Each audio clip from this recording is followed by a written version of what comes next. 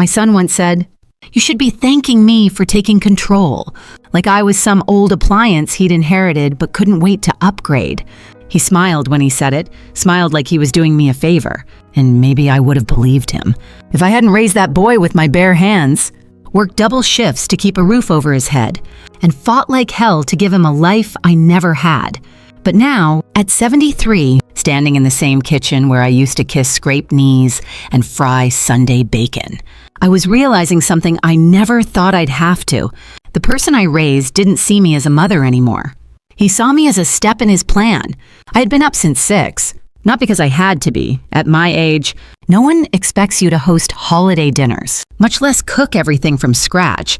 But because I wanted to, I liked setting the table. I liked the rhythm of chopping vegetables, the smell of cinnamon and nutmeg, the quiet satisfaction of getting the stuffing just right. This duplex may not have been much in other people's eyes, but to me, it was a fortress. I'd bought it alone. No cosigner. No help, just years of sweat and sacrifice. The dining table was dressed in a linen cloth I'd sewn myself 30 years ago. The china wasn't anything fancy, but it had history. Every chip had a story. I'd even polished the silver that hadn't seen daylight since Harold passed. Not because I thought anyone would notice, but because it felt like honoring the life I'd built.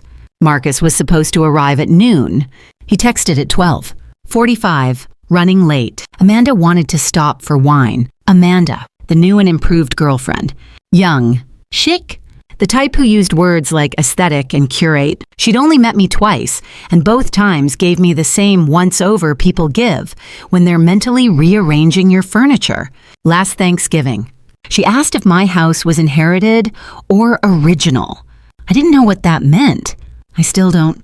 They finally showed up at 1:30. Marcus didn't hug me. He never really was the hugging type. But still, he walked in like he owned the place. Amanda kissed the air next to my cheek. Smelled like eucalyptus and condescension. "This place is so nostalgic," she said, looking around the living room. "It's like stepping into a time capsule." Well, I smiled politely. I suppose it is. 40 years of memories will do that. Marcus set a bottle of wine on the counter and said, "We should really update some of this. Mom, make it more livable." "I live in it just fine," I said. Still smiling, he laughed, shook his head like I'd missed the point. Maybe I had, or maybe I just wasn't ready to accept what he already had. This was no longer a visit. It was an inspection. While I pulled the turkey from the oven, Marcus wandered into the second bedroom. He didn't ask. He just walked in. That room used to be his. Now it held boxes of old cookbooks, yarn, a broken sewing machine I kept meaning to fix. I heard him say, "This could totally be a home office." He said it like I wasn't standing 10 feet away. At dinner, he took the seat at the head of the table, Harold's seat. He didn't ask. Amanda placed her napkin in her lap and said, "It's so generous of you to host. Marcus tells me you love cooking." I do, but not like this. Not with an audience waiting for me to fall. So they could justify taking what I'd built. We talked about safe things, weather, a TV show I didn't watch, a mutual acquaintance who'd moved to Arizona.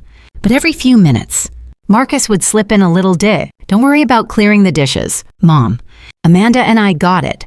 We don't want you overexerting yourself. You still climbing the stairs, okay?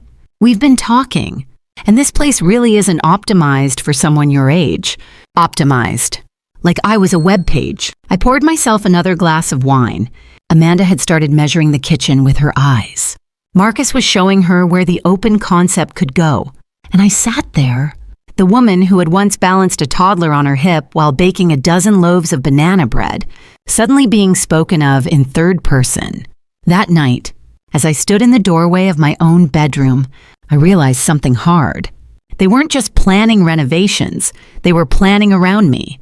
Not with me, not for me, around me. I turned off the light, got into bed, and stared at the ceiling I once painted myself in 1989 after Harold died. It had taken me 2 weeks and a frozen shoulder, but I'd done it, alone. I had done a lot of things alone, and now they wanted to erase me, gently, of course, with scented candles and softened voices, but I wasn't ready to be erased. Not yet. This wasn't just going to be a family disagreement. It was the beginning of a revenge story, not one with shouting or slammed doors, but one made of paperwork, silence, and dignity. And I'd already started writing it. The next morning, Marcus made coffee like he owned the place. He opened cabinets without asking, rearranged the mugs, then turned and said, "You know, it'd be easier if we just got rid of the ones you don't use. Minimalism." "Mom," I looked at him over my glasses. "Some of those mugs are older than you." He laughed. "But it wasn't warm." Exactly. He was in rare form that day. Chatty, charming, helpful. The kind of helpful that meant stepping in where no help had been asked for. He offered to take down the Christmas lights, even though I always kept them up through New Year's. He wiped the kitchen counters before I'd finished clearing them. When I reached for my recipe binder, he'd already placed it on the other side of the table. "You don't want to strain your back," he said. I hadn't realized reading a recipe required spinal strength. Amanda joined us mid-morning wearing one of those oversized sweaters that looked expensive and careless all at once. She had a mug of green tea and a laptop. Without asking, she set up shop at my dining table and pulled out what looked like digital floor plans. Marcus leaned over her shoulder. "This is the current layout. See how chopped up it is?" Amanda nodded. "We could open this wall, extend the kitchen into the hallway, maybe even knock out the pantry." My pantry. They were talking like I was already gone. I cleared my throat. "Is this for one of your projects?" Amanda gave me that sweet smile people use when talking to children or waitresses. "We're just playing around with ideas." "Marcus says this house has so much potential." "Yes," I said. "It's had potential for 40 years. I didn't say more. I didn't need to, but deep inside, I could feel the burn beginning. The slow simmer that comes when you realize the people you love aren't seeing you anymore, not as a person, just as a placeholder. Later that afternoon, Marcus followed me into the laundry room. I was folding towels, something I'd done the same way for decades. "Mom," he started, "I've been thinking. It might be time we look into simplifying things." I raised an eyebrow. "Simplifying how?" "Well, the house, the maintenance, the stairs, the groceries. I mean, you're not 20 anymore." I smiled without humor. I hadn't noticed. He sighed, like I was being difficult. "Don't take it the wrong way. It's just, we worry." "Who's we?" "You've done more than enough." He continued, "You raised me. You kept this place up. But maybe now, it's time to let someone else take over. Just for your sake. For my sake. The way people say for your own good right before taking away your car keys or your bank account." "Marcus," I said gently, "are you suggesting I move out of my own home?" He looked startled, like I'd skipped ahead in the conversation. No, of course not. I mean, not yet. There it was, not yet. I nodded. Good to know. That evening, I overheard Amanda talking on the phone while she sat on the back porch. "Yeah," she was saying, "the bones are great. Kitchen needs a total gut. And we'll have to repaint everything. But once it's opened up, it'll be stunning." "No, she's still here. But Marcus says she's not as sharp as she used to be. Probably won't be long." I stood there, inside, just out of view, my hand gripping the curtain. Not as sharp as I used to be. It's funny how people confuse being quiet with being slow, or how forgetting to charge your phone becomes losing touch. It's strange how quickly your life's work, the house you kept from falling apart through every storm, every bill, every Christmas, is suddenly seen as someone else's opportunity. That night, I didn't sleep much. The air felt different, like the walls themselves knew they were being measured.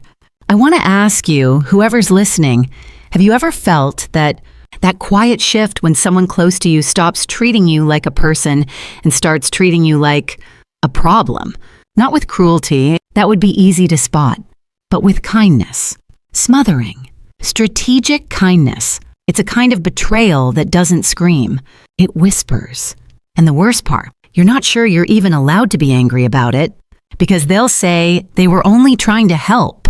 The next morning, Marcus was in the garage going through my old storage bins. He held up a box labeled Harold Tool. "Do you need all this?" he asked. I stared at the box for a moment. "Those are your father's." Marcus shrugged. "They're rusted." Amanda says we should clear out stuff with no purpose. I walked over, took the box from his hands, and set it back on the shelf. Some things don't have to serve a purpose to be worth keeping. He blinked. I didn't mean to offend. I know, I said. That's what makes it worse. He didn't get it. Of course he didn't. But I did? I was starting to see the signs, not the loud ones. Not the kind that knock on your door and ask to take over. The quiet ones. The ones that slip in through helpful hands and worried voices and smiles that never quite reach the eyes. I looked around my house, my home, and realized something I should have seen sooner. They weren't waiting for me to say yes. They were waiting for me to stop saying no. The erosion didn't happen all at once. It's never one dramatic moment, is it? It's not like someone stands up in your living room and shouts, "You don't matter anymore." No, it's subtler than that. 1,000 small cuts, all disguised as care. Amanda had begun moving things, not asking, not offering, just doing. She'd shifted the salt and pepper to a different cabinet, rearranged my fridge for better flow, took down a photo of Harold and me from the hallway wall because it made the space feel cluttered. I found the frame tucked behind the washing machine. When I confronted her, gently, because I was still trying to be civil, she gave me that same tone she used for toddlers and customer service reps. "Oh, Darlene, I thought we could try something more modern for the new year." Why, since when had we become a design committee? I stood there, holding that photo like it was a piece of me, because in a way, it was the two of us, 25 and fearless, standing in front of our first beat-up Ford truck, Harold's arm slung around my shoulder, sun in our eyes, hope in our hearts. Amanda had looked at that and seen clutter. That night, I put it back, right where it belonged. A few days later, Marcus brought home paint samples. "You ever think about doing a refresh?" "Mom, these colors are soft, neutral. Buyers love that sort of thing." Buyers. My hands froze mid-wash, suds sliding off into the sink. "Is someone buying this house?" He laughed too quickly. No, of course not. Not yet. But it's good to be prepared. Think of it as future-proofing. There it was again. That "not yet." He didn't say it like a son. He said it like a realtor trying not to spook a nervous client. Saturday morning, I walked into the kitchen and caught Amanda mid-Zoom call. No, we'd open up the kitchen entirely. I have pictures. I'll send them to you. She noticed me and smiled like nothing was strange about discussing my house as if it was a pending listing. "Was that work?" I asked. She nodded. "Design client." I didn't push, but later, I checked the browser history on the kitchen laptop. Yes, I know how to do that. In case anyone's wondering, Redfin, Zillow, Home Staging Consultants, and a pinned tab titled Santa Fe Market Projections 2025. I closed the laptop. Gently, like I might wake something poisonous if I slammed it. That afternoon, Marcus walked into the living room holding 2 boxes. "Where do you want these?" I looked up from my crossword. "What are they?" "Your baking tins." Amanda said we could store them in the garage. Free up some space. Free up space for what? He blinked. "Just breathing room." I stood up slowly. "Those tins are older than you. I used them to make your first birthday cake. That bundt pan was Harold's mother's." Marcus shrugged. "We're not throwing them away." "Mom, just reorganizing." Reorganizing. That's how it starts, doesn't it? They reorganize your cabinets, then your routine, then your memories, your independence, and suddenly, you're not living in a home. You're living in someone else's project. By evening, the living room looked different. Amanda had taken down 3 framed recipes I'd handwritten over the years. She replaced them with abstract prints from a local market. "You don't like them?" she asked when she saw my face. I think I liked my recipes better. They were fading. And besides, they'll be safe in storage. "Whose storage?" She smiled. "Ours. Of course. We're just trying to preserve things for you." That word again, for me. Funny how for me started to feel like against me. I stayed up late that night, lying on the couch because my bedroom, my private place, had suddenly become in progress. They'd moved my dresser to clean behind it and hadn't put it back. I lay there, wrapped in a quilt my mother made me in '68, and stared at the ceiling, listening to them upstairs. Soft laughter. Amanda's voice, sharp and decisive. Marcus replying in murmurs, then silence. But I knew what they were doing. Planning, plotting in kindness, covering ambition with concern. The next morning, the breaker tripped while I was boiling water. I went to the basement, the one place in the house no one ever touched. It smelled of cedar and thyme. I stood there, breathing it in, remembering the shelves Harold built with shaky hands and a crooked smile. My safe place, my last refuge, but when I turned to leave, something caught my eye. Boxes, labeled in Marcus's handwriting. Darlene, winter clothes. Darlene, holiday decor. Darlene, kitchen overflow. I hadn't packed those. I hadn't agreed to anything being moved. That's when it hit me. They were packing me away in pieces, bit by bit, tin by spoon, memory by photo, until one day I'd look up and realize there was nothing left of me here. I'd be a guest in my own life. Later that day, I asked Marcus, "When were you going to tell me about the moving boxes?" He looked confused at first, then guilty. "We were just trying to get ahead of things," he said. "Amanda thought it would be easier on you." "Easier for who?" I asked quietly. He didn't answer, and I realized he didn't know. He truly believed he was helping.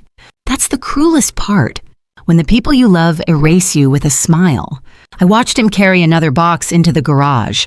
My son, the boy I'd raised, the man who now moved through my life like he had every right to rearrange it, and all I could think was, they don't think I'll notice. That's the strategy. Quiet, careful, constant. But I noticed, and I would remember. It was New Year's Eve. I always made a big dinner, not because anyone asked me to, but because it was how I marked the end of each year. Quietly, with garlic bread, roasted chicken, and a bottle of the cheap red wine Harold used to love. Simple traditions, ones that made me feel like the year had shape. That time hadn't just slipped away, but this year was different. This year, Amanda offered to handle the guest list, and Marcus said he'd take the load off. I should have known what that meant. I found out I was hosting a dinner party 20 minutes after the invitations had gone out. Apparently, Amanda had friends in town, just a few, and Marcus wanted to blend families in the spirit of fresh beginnings.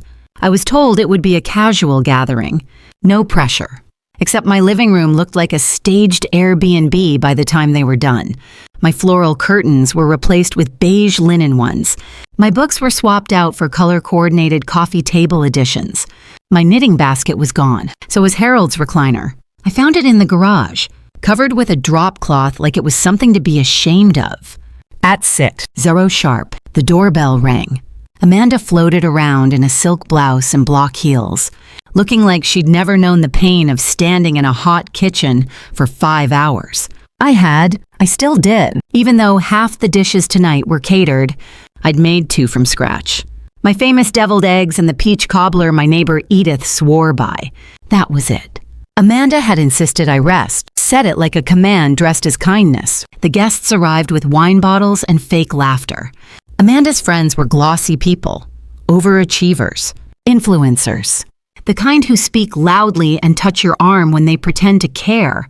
I poured myself a glass and watched from the corner of the kitchen while Amanda introduced the house like she'd owned it for years.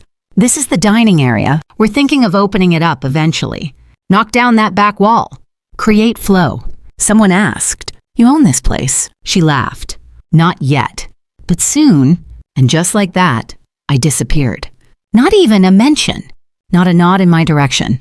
I was standing 10 feet away, and she'd rewritten the narrative with a giggle and a throwaway line. Dinner was served buffet style, which I hated. No warmth, no passing plates, no conversation rhythm, just people shuffling, stacking food onto their plates like it was a potluck. Marcus stood up with a glass of wine and tapped it. "I just want to say how grateful I am to have everyone here tonight. We're entering a new year, and Amanda and I have some exciting plans ahead. This house is going to change, and I think that change will be good for everyone." He turned to me, as if just remembering I was there. "And Mom, we're so thankful for everything you've done. You've built this beautiful foundation. and now it's time for us to build on it." There was polite clapping. Someone said, "Ah?" I felt like I'd just been handed a retirement speech I didn't ask for. Then Amanda chimed in. "We really believe in honoring legacy, but also in letting go when it's time.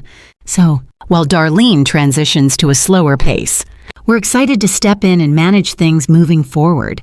Transitions. Manage things. They spoke like I was already fading. Like I wasn't sitting right there with a perfectly working brain and the receipts to prove I paid the property taxes myself 3 weeks ago. I tried to stay calm. I smiled, nodded, poured more wine, but inside, I was splintering. Because here's the thing. When someone takes credit for your life's work in front of a room full of strangers, it doesn't explode like a bomb. It erodes, like wind over stone. You feel yourself being chipped away, piece by piece, until you're just a memory. People decorate with compliments. Amanda turned to the crowd and said, "We want to keep the heart of this home intact. That's why we're planning a full kitchen remodel with smart storage and energy efficiency. It'll really honor Darlene's legacy, my legacy. She hadn't even asked me how I organize my pantry, let alone what mattered to me in that kitchen." Marcus wrapped his arm around her. "She means everything to us," then turned to me and said it, smiling like it was a compliment. "You should be thanking us for taking control." That line, that damn line, my jaw tightened so hard I thought my molars might crack. He smiled like he was being generous, like I should feel lucky that they were talking about me at all. Later, while everyone else chatted and laughed, I walked into the kitchen to refill the wine. My cobbler sat half-eaten on the counter. Amanda had added whipped cream to it, store-bought, sprayed on like graffiti. The deviled eggs had been rearranged on a ceramic platter I didn't own. My hands shook, but not from age, from fury, from insult, from being spoken of like I was someone already gone. Amanda found me at the sink and said, softly, "Are you okay?" I looked at her. "I'm fine. You looked a little overwhelmed at dinner." "Don't worry, we've got everything under control." I didn't respond. Not because I didn't have words, but because none of them were quiet enough. And I still wanted to stay quiet, for now, because somewhere between that speech, that smirk, and that line, "You should be thanking us," I'd made a decision. This story wasn't over, but I would be the one writing the next chapter. After that night, something in me shifted. Not loud, not dramatic, just settled. Like when you finally accept that someone you love doesn't see you anymore, not really. That moment doesn't come with yelling. It comes with clarity. And clarity has its own kind of quiet thunder. They thought I was overwhelmed. They thought I was too tired to notice, but I was paying attention. The very next morning, I pulled out my checkbook and took a long, slow look at my finances. Nothing was missing, yet, but I noticed something curious. Marcus had recently asked me to sign a form just to consolidate the utilities under one provider. I'd signed it without reading, because I trusted him. I dug it out of my file drawer. It wasn't a utility form. It was a durable power of attorney, one I'd signed 9 months ago, when I had the flu, and Marcus had come over with soup and said, "Don't worry, Mom, I'll handle the paperwork." He was already preparing for this. I made an appointment that afternoon with George Lambert, my old lawyer. He was half retired, spent most of his time fishing up in Taos, but he still answered when I called. When I told him what was happening, he didn't seem surprised. "I've seen this before," he said quietly. "Too many times. Your name may still be on the deed. But if he's got durable power, he can act on your behalf without asking you. Financial, legal, even medical decisions." My stomach turned. "Can I revoke it?" He nodded. "You can, and you should." So I did. Right there in his office, I signed the revocation forms. We drafted a new will. We updated my medical directives. And then I told George one more thing. "I want to sell the house." He blinked. "Are you sure?" "Yes," I said. "But I want to stay in it." So we got creative. By the end of the week, I had a plan.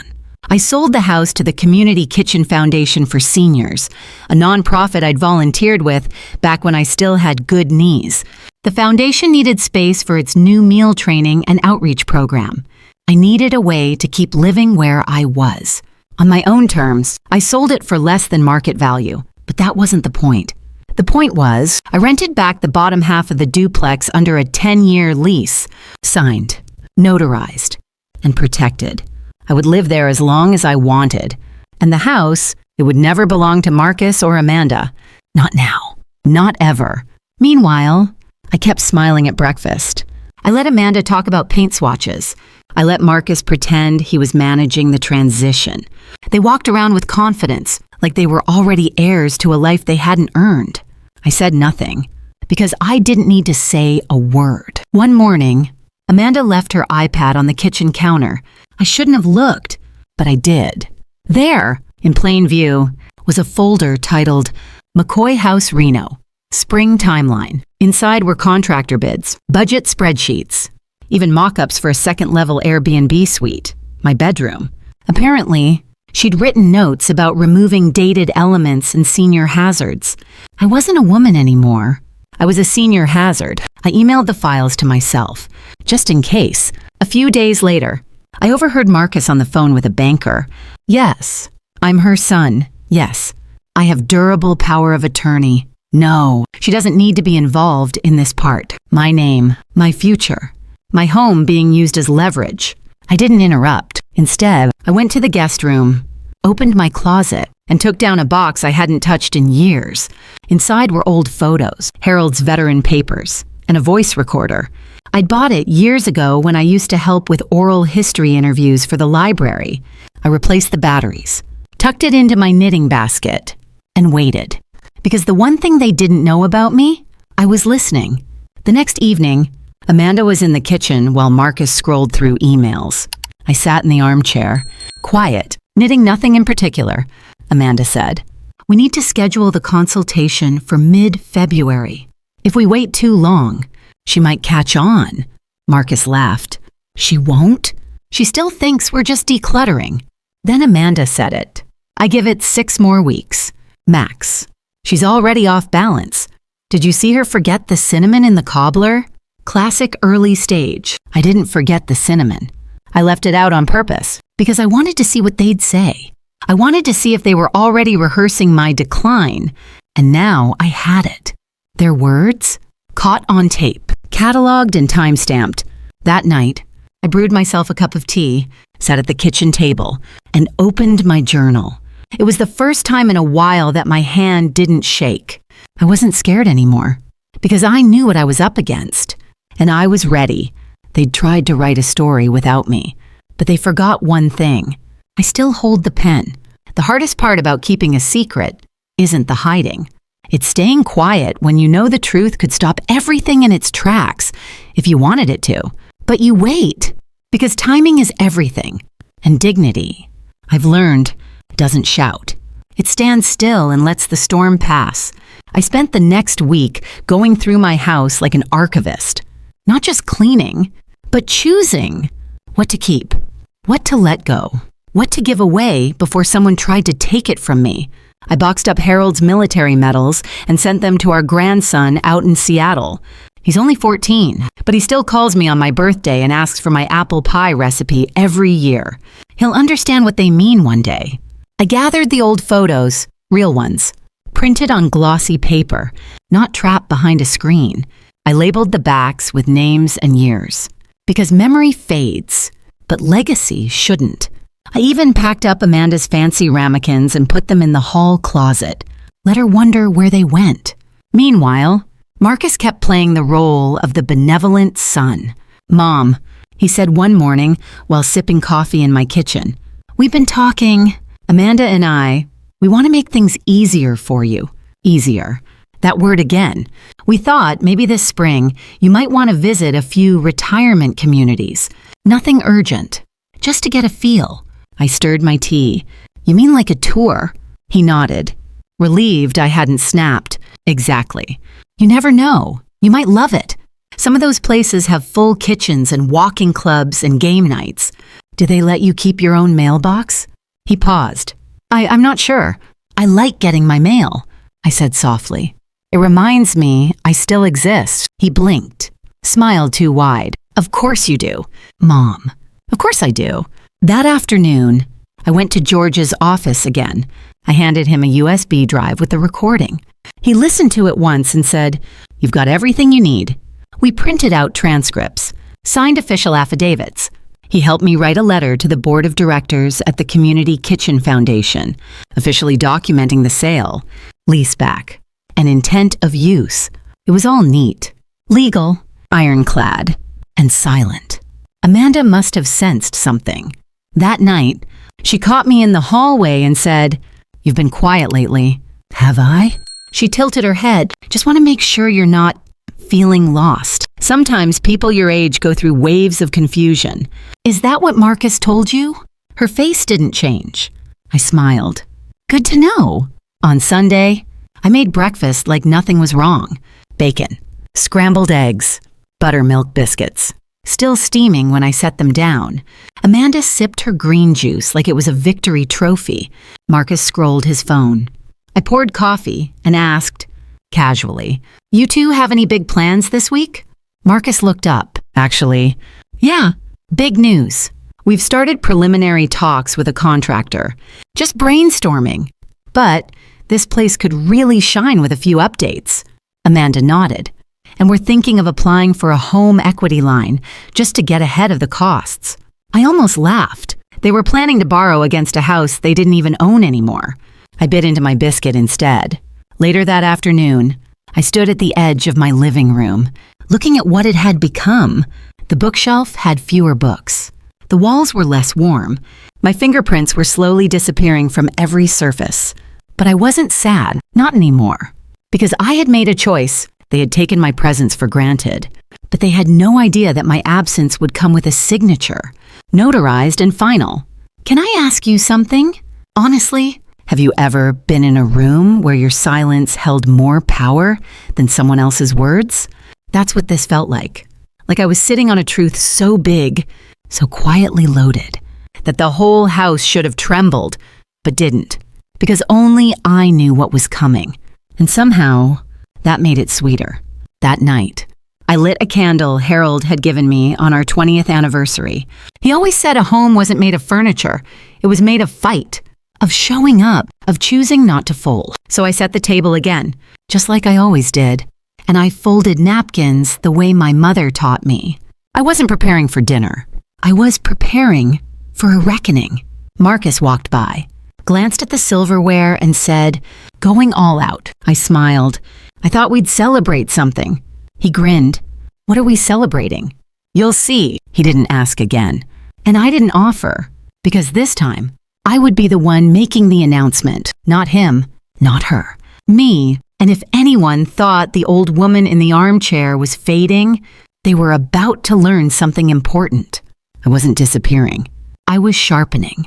Quietly, deliberately, and permanently. New Year's Day came cold and bright. The kind of morning that dares you to believe in second chances. Amanda made a big show of preparing brunch. Avocado toast, blood orange mimosas, poached eggs in tiny ceramic ramekins. She wore lipstick too red for morning and an apron that still had a tag on it. Marcus stood by the window, reading something on his phone, nodding absently to himself like a man rehearsing a pitch.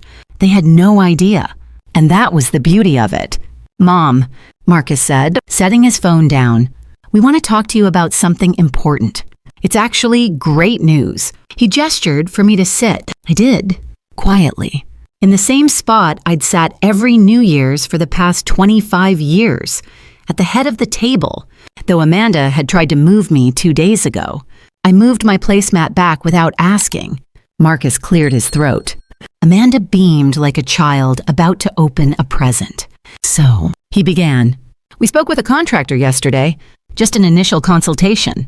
We're looking at remodeling this place, open concept kitchen, updated lighting, full re-insulation.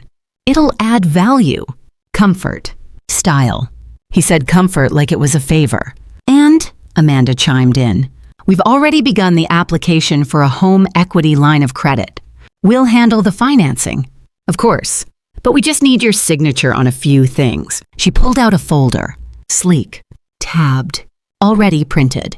"Just to make it official," she said, sweet as syrup. I reached for the folder, opened it slowly, There was a form authorizing Marcus as financial representative, another one granting temporary control of household accounts, and finally, an authorization to place a lien on the house for up to $150,000. I looked at the papers, then looked at them, and smiled. "Why are you smiling?" Amanda asked, her voice still light but her eyes tightening. "Because," I said calmly, "I don't live in this house anymore." They blinked in unison. "I mean, I do," I continued, "but I don't own it." Marcus laughed, confused. "Mom, what are you talking about?" I pushed the folder aside and pulled out my own envelope, cream-colored, thick. I set it gently on the table like a final card in a quiet game of poker. "This house," I said, tapping the envelope, "was sold 3 weeks ago." The silence hit, fast and hard. Amanda's hand twitched. Marcus sat back like someone had pulled the floor out from under him. "What do you mean, sold?" he asked slowly.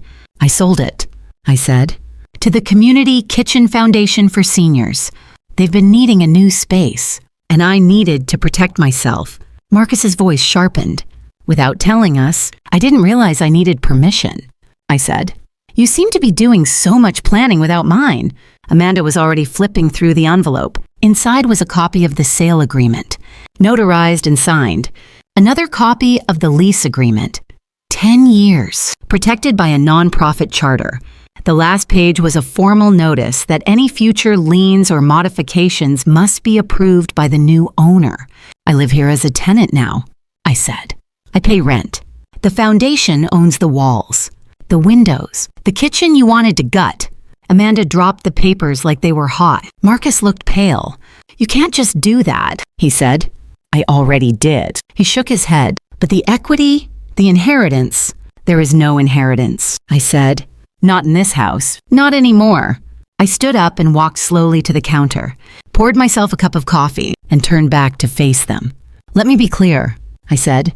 "You came into my home and treated it like your project.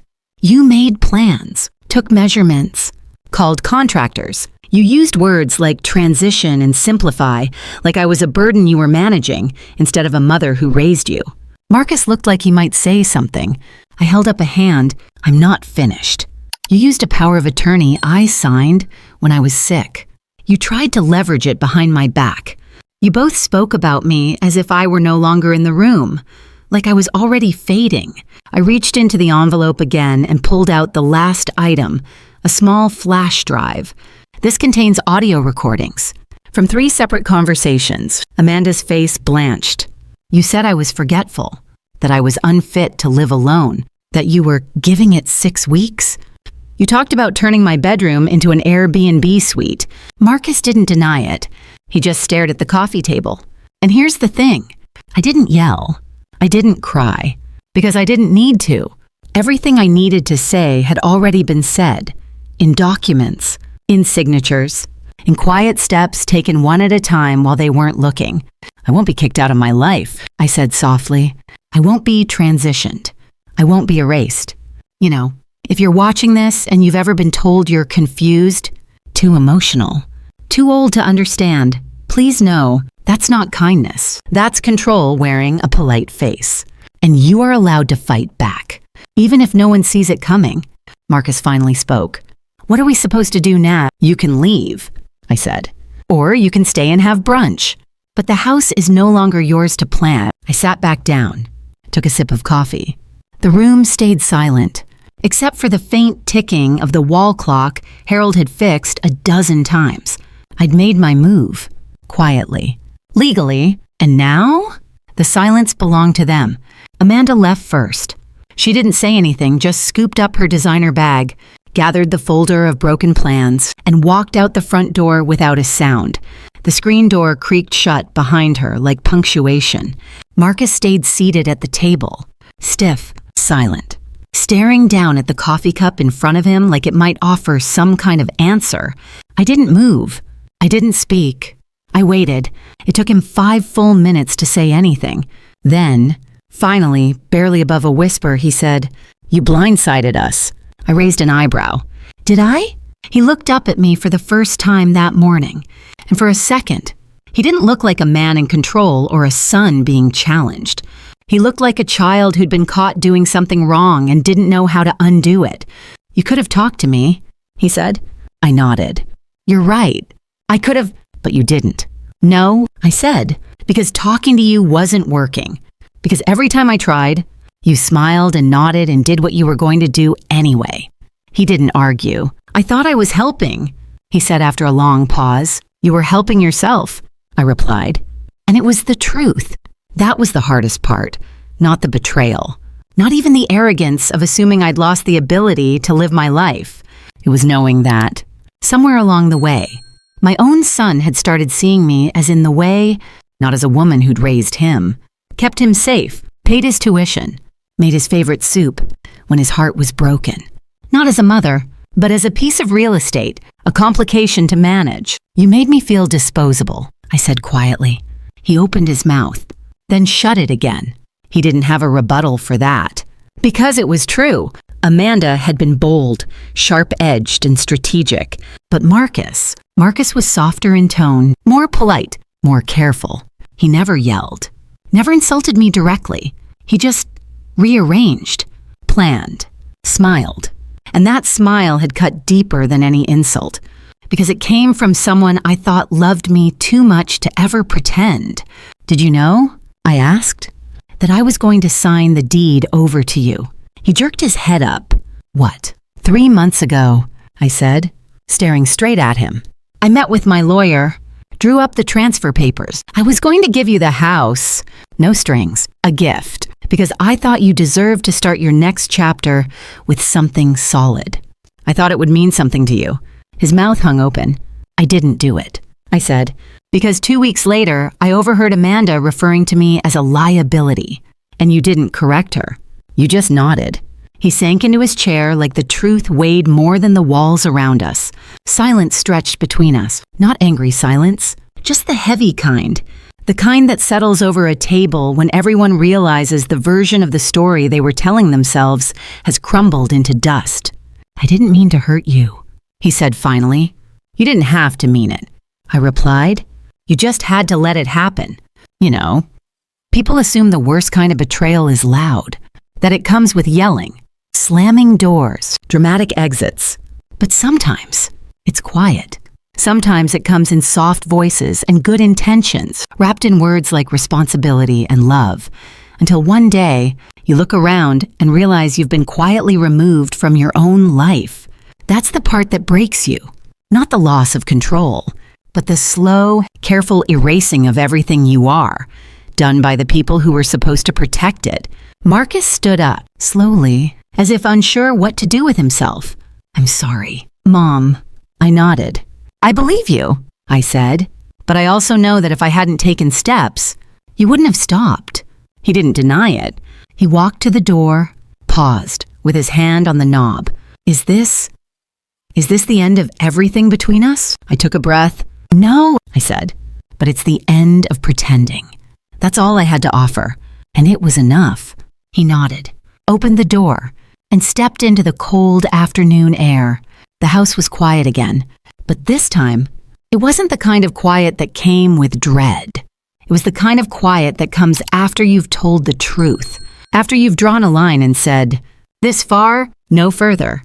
I walked into the living room and sat down in Harold's chair, the one Amanda had covered up like it was an eyesore. I reached into the side drawer and pulled out the tiny notebook I kept for years. Inside, I wrote one sentence. They tried to unwrite me, but I'm still here. And I was still standing, still sharp, still in control of what came next. The smile on my face didn't come from revenge. It came from something stronger: survival, dignity, and finally, peace. The next few weeks passed like a soft snowfall, quiet, steady, unnoticed by the world, but slowly transforming everything. Marcus didn't come around. Amanda stayed gone, and I didn't chase either of them. I cooked what I wanted. I listened to the radio in the morning again. I started walking 2 blocks every afternoon, just far enough to stretch my legs, but not far enough to feel like I had anything to prove. And each day, I reclaimed a piece of myself.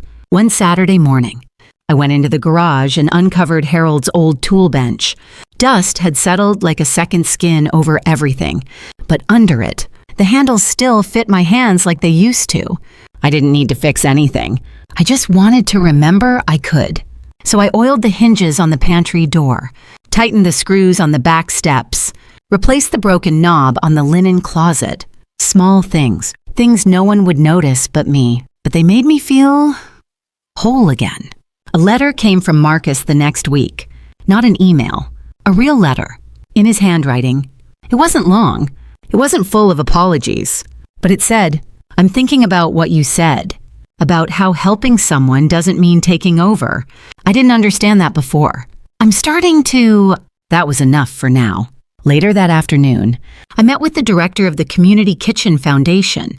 They wanted to turn the front room into a space for community cooking classes. Would I be willing to help them test recipes? I smiled and said, "As long as you don't mind a few secrets staying in the pot." She laughed. We'd be honored. So I started writing down the things I used to do from memory. My biscuit ratios, my apple pie trick, the way I boil the peaches twice when they're underripe.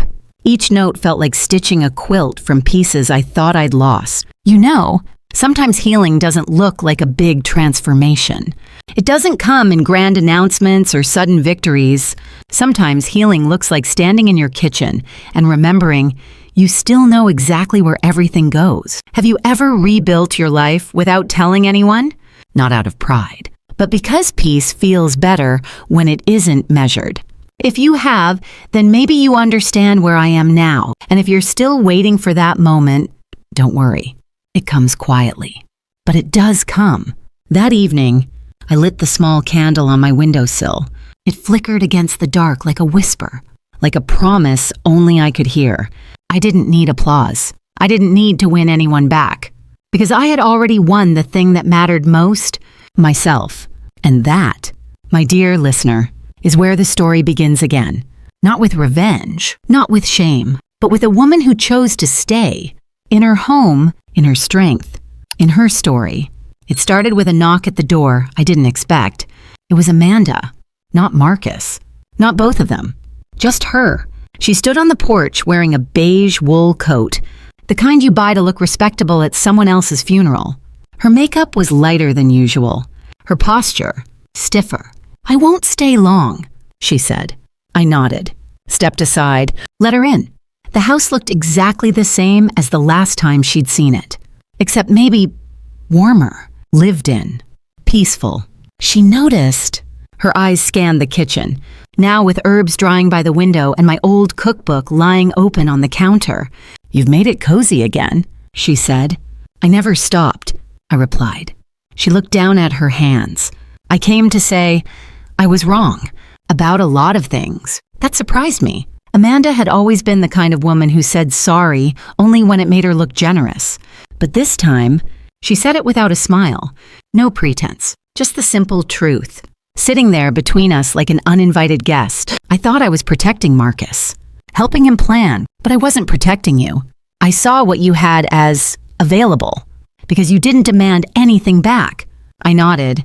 Now I see I was standing in something I didn't help build. I didn't respond right away. Instead, I reached for the teapot and poured her a cup, the same way I had a dozen times before when she barely touched it. This time, she held it with both hands. "It's funny," she said, "how easy it is to dismiss someone when they're generous. We think their silence is weakness, but you were never weak. You just didn't raise your voice." I looked at her, and for the first time in years, I saw not the daughter-in-law who rearranged my living room without asking, but a woman, flawed, scared, trying. "I appreciate you coming," I said simply. She nodded. "I just wanted you to know I do see you now. I see what I missed." A few days later, I got a call from Marcus. He didn't say much, just that he was thinking about coming by next weekend, alone, maybe to help fix the back fence if I needed it. I told him I'd already taken care of it, but he could come for pie. "Apple?" he asked. Of course, and that was that. Recognition. I found rarely comes in applause or grand gestures. Sometimes it's in how someone looks at you after all this time, like they finally understand the cost of the silence you carried. Sometimes it's in a pie cooling on the windowsill and a knock at the door that's not asking for anything. You don't have to force people to see you. You just have to keep being someone worth seeing. And when the time is right, they'll either look or they'll walk away. Either way, you'll be standing, and you won't be alone. Not really. Because when you live in your truth, it fills the whole room. Even if no one says a word, the days moved forward. Like laundry on the line. Ordinary, quiet, necessary. I woke up early again, not because I had to, but because the light through the east window had started to feel like an invitation. I brewed my coffee the slow way now, stovetop, no machines. Just the whistle of the kettle and the comfort of ritual. There was no rush, no appointments, no demands. Only me. And the day I got to shape, I kept a notebook by the back door where I wrote simple things. What bloomed that week. What I cooked. What I fixed with my own 2 hands. Not to prove anything, just to remember that I was still capable of building something with care. I started planting again. Herbs first, then tomatoes. Then, one morning, I went out and found a tiny green sprout pushing through the dirt and whispered to it like an old friend. You're right on time. Sometimes the neighbors would wave as I trimmed the front hedge. 1 or 2 stopped to ask about the pie they smelled last weekend. One woman, a widow who'd just moved in, asked if I wanted to start a small garden exchange. I said yes, not to be busy. Not to fill silence, but because it felt good to say yes to things that didn't ask me to disappear. You know, for a long time, I thought my value lived in what I gave. My labor, my patience, my house, my silence. But now I understand that my value is in how I live, not how I serve, not what I endure, but how I choose to wake up and build my day on my own terms. I don't know if Marcus and Amanda will ever truly understand what they tried to take from me. And honestly, that's no longer my concern because I didn't fight to prove a point. I fought to reclaim a life that felt like mine again. And I did. My hands still ache some mornings. My knees creak if I sit too long. But when I press them into the dough for my biscuits, or wrap them around a warm mug, or feel the soil under my fingernails, I remember this life fits my hands, finally, and I don't need anyone to clap for me to know it's worth living. It was spring again, the kind of spring that doesn't arrive all at once, but drips in slowly, warm light on the windowsill, a soft breeze through the screen door, the chirp of a bird you haven't heard since last year. I sat at the kitchen table with my hands around a warm cup of tea, watching the dust dance in a beam of sunlight, and thought, this is what peace looks like when no one's looking. That afternoon, Marcus showed up, no warning, no big entrance, just the sound of his car pulling up and the crunch of gravel under cautious footsteps. I opened the door before he knocked. He held a small pot of marigolds in both hands, eyes lowered like a boy about to apologize for something too late. I didn't know what kind you liked, he said quietly, but I remember you planted these out front when I was a kid. I stepped aside and let him in. He didn't make a speech. He didn't bring forms or folders. He just walked through the house slowly, like he was seeing it for the first time. He paused at the photo wall. He smiled at the tiny ceramic owl I kept on the windowsill. He looked at Harold's chair and didn't suggest moving it. You've kept this place alive, he said. Almost to himself. No, I replied gently. This place kept me alive. We sat at the table in a silence that felt full, not empty. And then he said something I never expected. I told Amanda I want our kids to grow up knowing you, but I don't want to do it just because I feel guilty. I want to do it because I miss you. I didn't cry. I didn't reach across the table. I just nodded. Because sometimes love, when it comes back, needs room to breathe. You're welcome here, I said, but you don't get to erase what happened. I know, and I won't forget it. I added, but I'm not living inside it anymore. He nodded. I think that's what makes you stronger than I'll ever be. When he left, he didn't hug me like a son returning from exile. He hugged me like a man finally seeing his mother, not as a figure from his childhood, but as a person who stood her ground when everyone expected her to vanish. That night, I sat alone in the living room. No music, no TV, just the faint hum of the fridge and the steady rhythm of my own breath. I picked up my notebook and wrote one final line. They tried to plan a life for me. I planted one for myself. You see, recognition didn't come in applause. It didn't come in apologies, or titles, or inheritance. It came in the quiet shift of someone finally seeing what they had overlooked. And it came, most of all, from within, from knowing I am still here, still wise, still whole, even if no one claps, especially because no one needs to anyone listening right now. If you've ever felt like you gave everything and were left with nothing, if you've ever sat at a table you built, only to be told there's no room for you at it anymore, if you've ever been made to feel invisible, dispensable, too much or too old, just know this: you are not erased, you are not forgotten, and you are not done. Now I want to ask you something.